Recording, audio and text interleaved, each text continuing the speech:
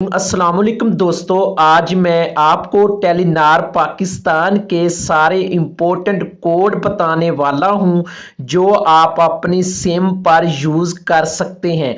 Balance check कैसे करेंगे? Dial करेंगे *444#। इसके बाद SMS बैलेंस चेक करेंगे *111#।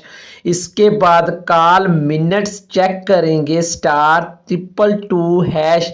इसके बाद इंटरनेट डेटा बैलेंस मालूम कैसे करेंगे *999#। इसके बाद फुल अकाउंट डिटेल्स आप चेक कर सकते हैं *123#।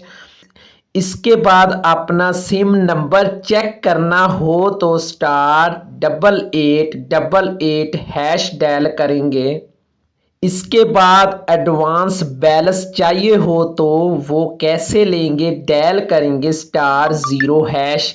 इसके बाद बैलेंस सेव ऑप्शन ऑन करें *7799#। इसके बाद इंटरनेट ऑफर मेन्यू *345#। तो दोस्तों, इस तरीके से आप टेलीनार के सारे कोड अपनी सिम पर यूज़ कर सकते हैं। बहुत इम्पोर्टेंट कोड है जिसको आप इस्तेमाल करके आप अपनी सिम पर फ़ायदा ले सकते हैं। तो दोस्तों, ये थी आज की हमारी वीडियो। अगर ये वीडियो आपको पसंद आए तो मेरे चैनल पाकी टिप को सब्सक्राइब करें और वीडियो को लाइक करें।